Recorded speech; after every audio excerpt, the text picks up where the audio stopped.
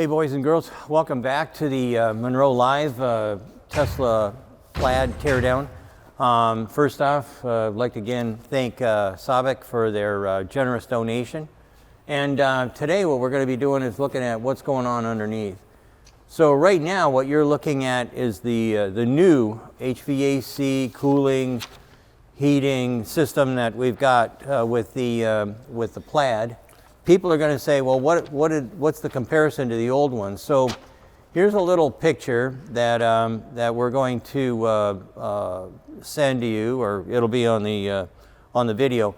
And if you want to have a good description of the engineering background between all the different bits and pieces, this guy did a really good job. He doesn't get much press, but it's called KmanAUTO. And you can go to that attachment down below, and you can see how the old Model S worked. Today, though, we're going to be looking at something that's a little bit different than, a lot different than that, but only slightly different than the Model Y. So yeah. Cory's got the Model Y laying over here. So what I have here is the core thermal system components from the Model Y. Now, the anchor of it is the super manifold, the octo valve, which Sandy's holding right here, which goes on the back, the two integrated pumps, the chiller and liquid cooled condenser. So right here you have your liquid cooled condenser and then the chiller right here, and they're labeled. Now if you look at the Model S, if you look at the Model S Plaid, you can see these same core components are right here, here, here, and here. Here is your actual heat pump, which is a scroll style high voltage AC compressor essentially. And the big difference is the beam. So the beam on the Model S, because it has a wider span, is right here. It's this extrusion with the integrated air tube for the air suspension. Air suspension didn't exist on the Model Y and Model 3, but this is a unique way to integrate the air bottle into the beam. Now, when we're talking about the thermal system, the Model S Plaid has an additional radiator. So we cover this briefly in another video. You can see that there's two heat exchangers. We call them a radiator. Ultimately, they're ethylene glycol heat exchangers. You have one right here and one right there. There's two additional low voltage pumps, one there and one there. And when we're talking about the thermal system, this being a heat pump, there has been some complaints that in very cold weather, it's not performing at the level expected. And yeah. Sandy, you want to kind of go into detail about what the complaints were? Right. So some people have shown me some pictures of what happens when you take the heat pump apart. And quite frankly, I've been told that it's going to be an over-the-air change, something that they're going to do with the software. But what I saw was it either looks like the worst galling I've ever seen in my life, or a really bad machining job. So I don't know who is making, and that's not on this. This is on the Model Y and later Model 3s, where the scroll is. The front face of the scroll is really chewed up, really chewed up. The system on this Model S is essentially near identical, particularly right. for providing heat and cooling to the cabin. Just like on the Model Y, you have multiple condensers and evaporators that flow into the cabin. Here you can see those lines. This is for your air conditioning, and then this would be for your heating.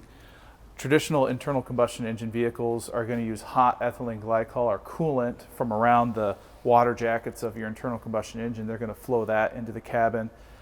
Early EVs were using PTC heaters. So that diagram that Sandy showed earlier, the use of PTC heaters to heat ethylene glycol to pump that into the cabin is really trying to emulate an internal combustion engine versus using the most efficient way to generate heat, which is a heat pump. So oftentimes 3 times as efficient as converting electricity to heat.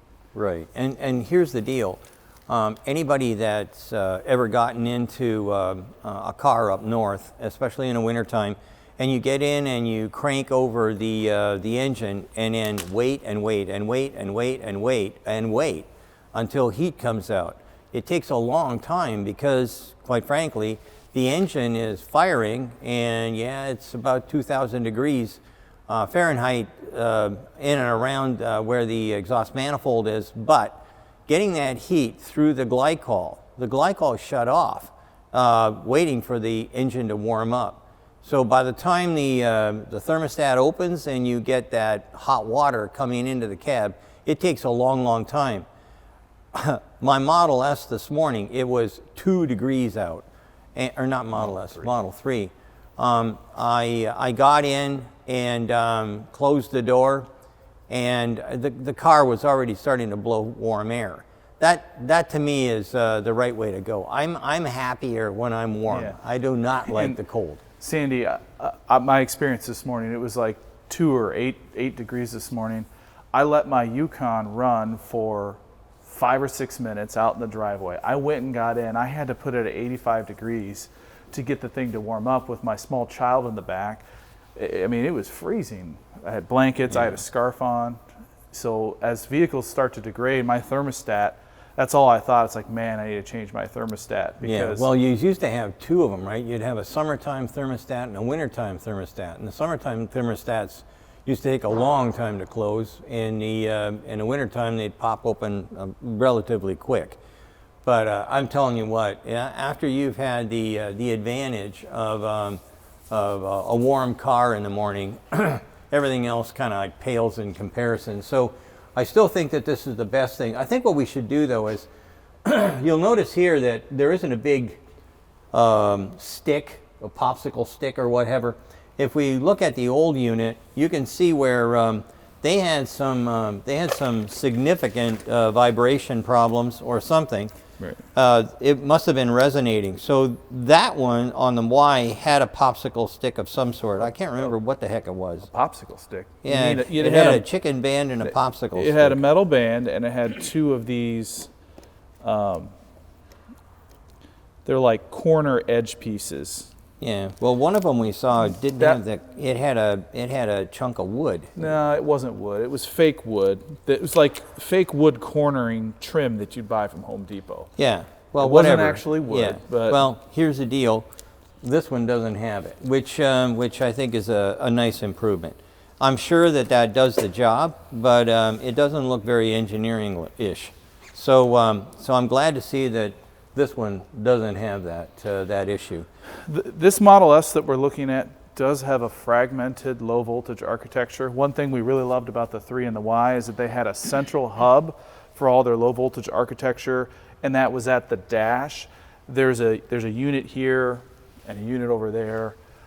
Not as ideal, but I know we're working with a company called 3IS. They've been on the show with Sandy before. They did a full electrical architecture analysis before this thing got tore down. So we'll have more information on how this system is functioning. Sandy, so we want to bring a little bit more above and beyond what other YouTube channels can bring from just, showing the Plaid with the frunk out. So what is your opinion on the material choices and at this level of production? So there's not as many Model S's and X's that are made compared to the 3s and Ys. What is your opinion here? Well, number one, this is the right. Normally, I don't like extrusions if I'm looking at anything that's going to be over 60 or 80,000 vehicles per year.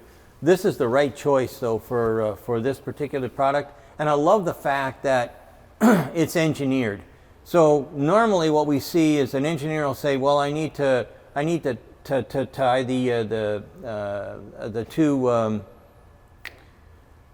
shock towers together," and they'll just stick a big beam in and call it a day. Taking that a step further and allowing them to use the metal strap that would go between the shock towers as the bottle, the pressure bottle for the air system. I think I kind of like love that kind of stuff. I love it when people make multifunctional product. Multifunctional parts means that it does more than one thing. And when we give classes and whatnot, I say that every part should have 3 functions. It should do 3 things. if it can do three things, then not just one thing. If it does three things, then it's a multifunctional product or part, and I kind of really like that, so I really like this. The unit itself, because it's a low volume product and whatnot, you have to think about what it is that you're going to do and how you're going to do it.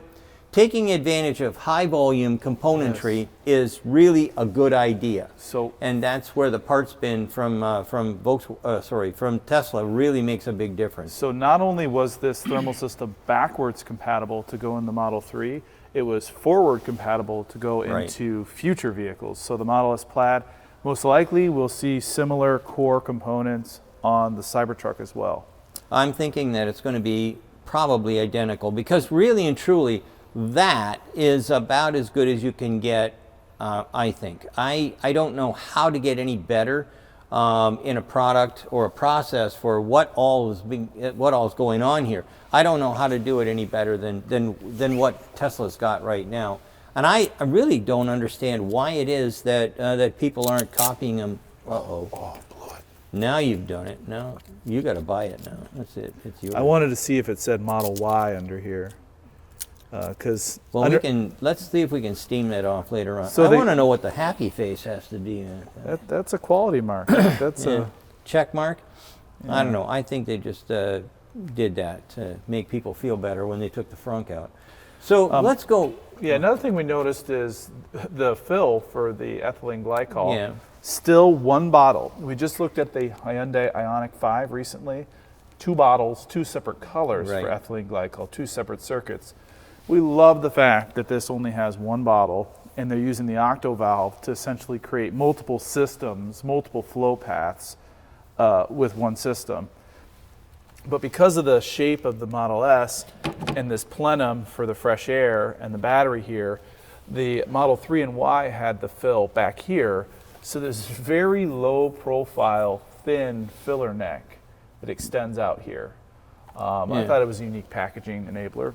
I think it's a great idea. I think that putting it in the center where people can recognize what it's doing and what it's there for, I like that stuff. I'm very big on having product that is intuitively obvious. All right. So let's talk about something that isn't intuitively obvious. I can't figure out how to get this out. So there was 2 clips. Two plastic clips that we were able to loosen up, but the small low voltage battery right here is in the way. Yeah. We can get this back far enough and almost get it out, but we just quite.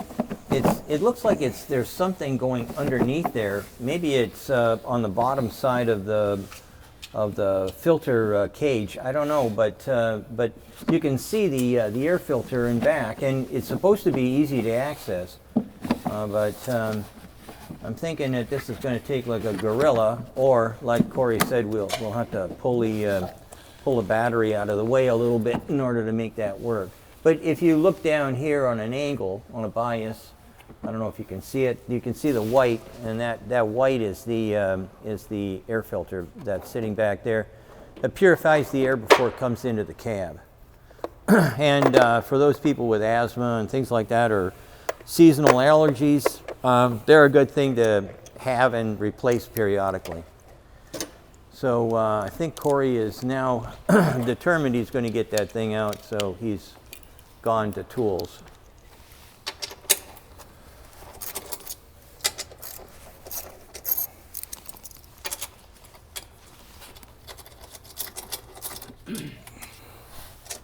There you go, Sandy. We got a job now.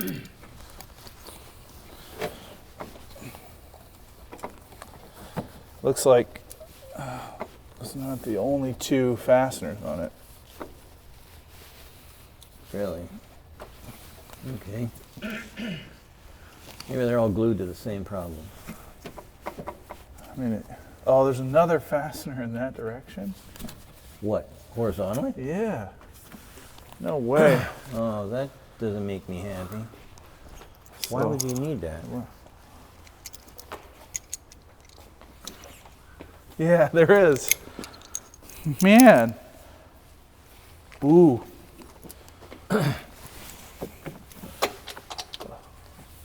Cory loves to take things apart. My father was a mechanic, diesel mechanic. Here, give me the wrench. That third fastener really bothers me, Sandy. Well, I can't imagine why it would be there. I don't know what At least it's the same. kind of a vibration or whatever could be in the way. Okay, so Hang on. I don't think you're going to get it out. Can you push it down? Yeah, there's a harness that's clipped to it right here, which I'm going to remove.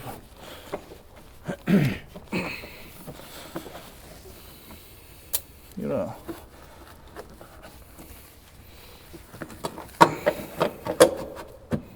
Holy moly.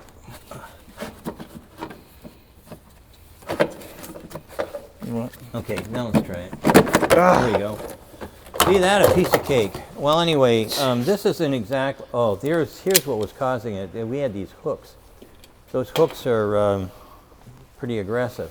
We couldn't get it out. So anyhow, we got it out now. Now you can see the filter, and getting that out should be just like pulling it out. And there it is. So now you can see we've driven this now for how long, and what did it pick up? 3,500 miles, 4,000 miles. No, Nothing. Nothing. So this is going to be For good sale, for a long time. $13.99 on Munro Live. Yeah. Who needs Yeah, a new right. cabin filter? So now you can see how the air gets from outside to inside, and right in back of that you're going to see all the heat exchangers and stuff like that that allow you to either see air conditioning or heat. Do you want to put that back together? No. For the guys? Okay. All right, so anyway, we've let's get this out of here. We've kind of talked about most of the bits and pieces.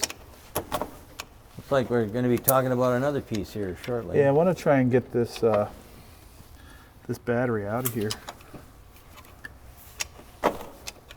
But it has a really good shark bite from this harness that was holding that on. It was right cool. there. So this is the new lithium-ion battery that we've heard so much about. It's even smaller than I thought. I've seen pictures of it, but in my hand, it's really tiny. What a great idea. I wonder why we're still using those great big lead-acid batteries in conventional cars and not going to something like this. This is going to last basically forever, and I think this is the wave of the future. I wonder why, though. I'm not going to even ask that. Oh, I am going to ask that question. I wonder why we don't see this made out of with a plastic shroud. I don't know. It'd make it slightly bigger, but I can definitely get the same amount of. This is another thing for SABIC to look at. So anyway, still in all though, I like the idea of going to this size battery as opposed to the giant ones that we've got nowadays. What's next then, Cory? Were we going to lift it up on the hoist? Is that another episode, Ben? Yeah, I think we were going to send it up in the air because they got the battery out. Take a Good. look at what the lines look like. Let's do it. So anyway, Cory's going to lift it up and we're going to have a look. All right, everybody, we're underneath the vehicle now. The battery has been removed. So this is kind of a little bit of teaser for the next episode. Sandy and I got under and we realized there's so much, it can probably be another 20 or 30 minutes. Right. But the battery's out. You can see all the lines dangling down. Here is the high voltage line going from the battery up to the EDM, electric drive module. Here's the high voltage connector going to the heat pump. And here's some low voltage connections. You can see here would be your DC to DC converter is inside the battery. I believe that's new for the Model S. Is that correct, Sandy? Yeah, I believe so. that's Yeah, new. yeah. And then you've also got the coolant lines. Yeah. So we've got both the. This is for the electric motor.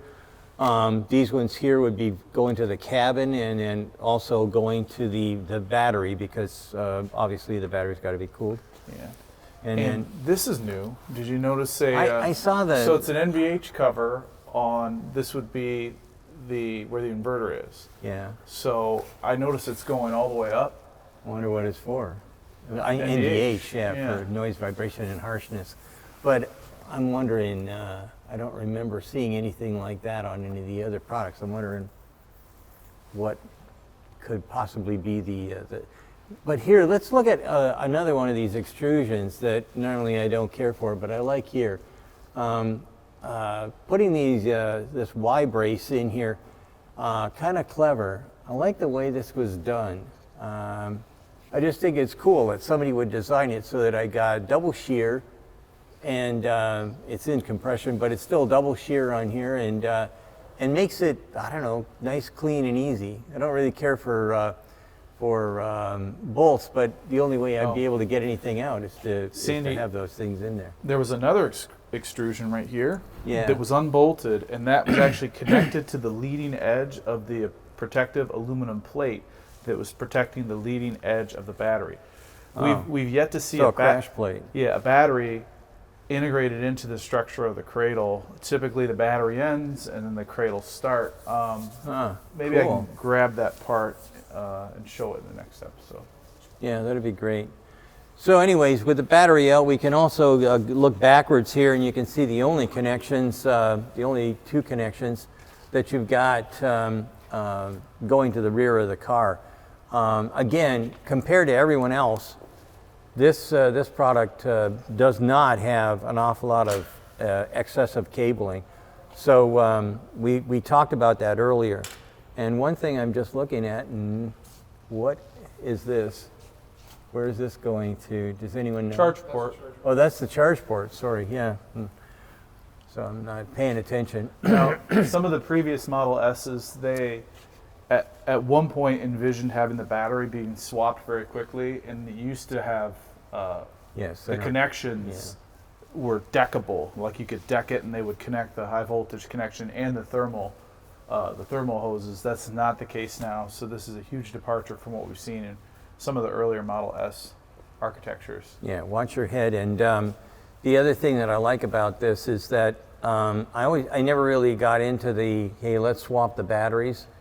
I'll do that with my propane tank for my barbecue, but I really don't want to have my battery, which I'm taking care of, being swapped out for Charlie's battery, which may not have so many legs left. So, but now that the battery is gone, I can see this is quite an interesting design here for this rear cradle mount. Mm-hmm. So anyway, we wanted to just give you a quick update. We're going to be trying to get everything going so that you can actually see what's going on inside. Yeah. We're going to drop the front and rear cradle. That should expose all of these systems. So we're going to go over this in detail. Once again, if there's anything specific that you want to see, mention it in the comments. We, like I said, Eric, Zach, or I, we read all the comments.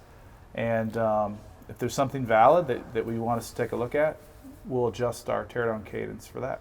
Yeah. So anyway, keep watching. We have a lot more to say about this product. We're looking forward to finding whatever surprises might be in here.